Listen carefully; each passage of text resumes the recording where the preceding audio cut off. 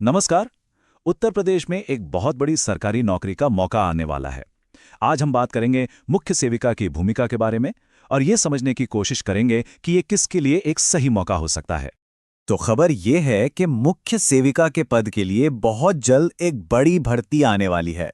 मतलब जो लोग पिछली बार चूक गए थे उनके लिए तो ये एक शानदार दूसरा मौका है ही, और जो नए उम्मीदवार हैं उनके लिए भी एक जबरदस्त अवसर है।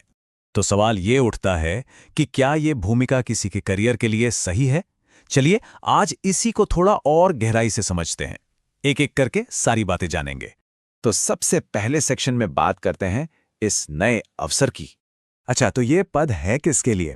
देखिए, ये खास तौर पर उन लोगों के लिए है जिनके पास ग्रेजुएशन में होम साइंस यानी गृह विज्ञान या फिर सोशियोलॉजी यानी समाज शास्त्र रहा हो। और हाँ, एक ज़रूरी बात, अगर ग्रेजुएशन के दौरान कम से कम 2 साल भी इनमें से कोई सब्जेक्ट पढ़ा है तो भी अप्लाई किया जा सकता है। ठीक है, अब आते हैं दूसरे और सबसे जरूरी हिस्से पर, यानी कि एलिजिबिलिटी क्राइटेरिया पर। देखिए, अप्लाई करने के लिए 2 मेन शर्तें हैं और इन दोनों को पूरा करना ही होगा, कोई ऑप्शन नहीं है। पहली है एजुकेशनल क्वालिफिकेशन, जिसकी बात हमने अभी की, और दूसरी है पीईटी परीक्षा पास करना। तो ये पीईटी क्या बला है? इसका पूरा नाम है प्रिलिमिनरी एलिजिबिलिटी टेस्ट। आसान भाषा में समझें तो ये एक गेट पास जैसा है। अगर ये पास नहीं किया तो मुख्य परीक्षा का फॉर्म ही नहीं भर सकते। बस। अब पीईटी के बारे में एक बहुत मजेदार बात है, इसमें टॉप नहीं करना है। जी हां, बस पास होना जरूरी है। स्कोर कोई मायने नहीं रखता।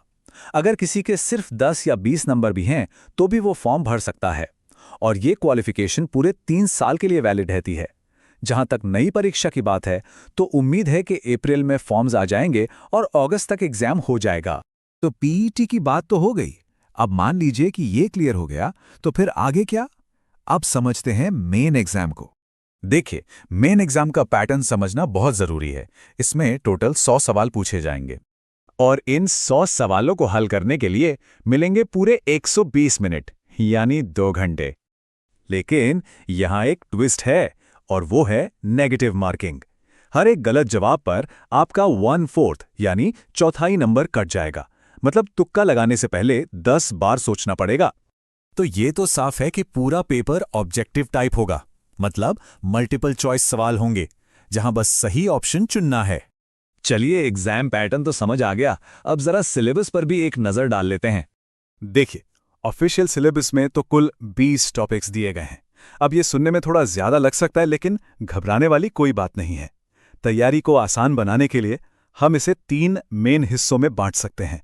तो जो पहला हिस्सा है वो है समाज और परिवार का। इसमें क्या क्या आता है? इसमें है मुख्य सेविका की अपनी भूमिका और जिम्मेदारियां। फिर समाज की बातें जैसे शादी, परिवार, जाति, सामाजिक परेशानियां जैसे गरीबी, घरेलू हिंसा और जनसंख्या नियंत्रण। ये सारे टॉपिक्स इसमें कवर होते हैं। दूसरा हिस्सा है पोषण और बाल विकास। ये पूरा का पूरा होम साइंस पर बेस्ड है। इसमें पढ़ना होगा संतुलित आहार के बारे में, प्रेगनेंसी के दौरान कैसा न्यूट्रिशन चाहिए, बच्चों के विकास के कौन कौन से चरण होते हैं, ये सारी जरूरी चीजें। और फिर आता है तीसरा और आखिरी हिस्सा, स्वास्थ्य और एजेंसियां। इसमें कॉमन बीमारियां, उनसे बचाव, टीकाकरण यानी वैक्सीनेशन, और हाँ, WHO और यूनिसेफ जैसी जो बड़ी बड़ी हेल्थ एजेंसियां हैं उनकी भूमिका क्या है, ये सब समझना होगा। तो सिलेबस की बात भी हो गई। अब आते हैं उस सवाल पर जिसका सबको इंतजार रहता है, सैलरी कितनी मिलेगी और पिछली बार कट ऑफ कितना गया था? तो देखिए, मुख्य सेविका की पोस्ट के लिए जो शुरुआती सैलरी है वो करीब 35,000 रुपये महीना है।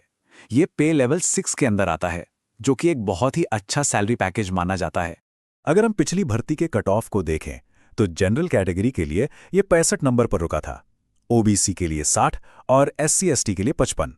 तो इससे एक अंदाजा लग जाता है कि तैयारी किस लेवल की करनी है, एक टारगेट सेट हो जाता है। तो अब सारी तस्वीर बिल्कुल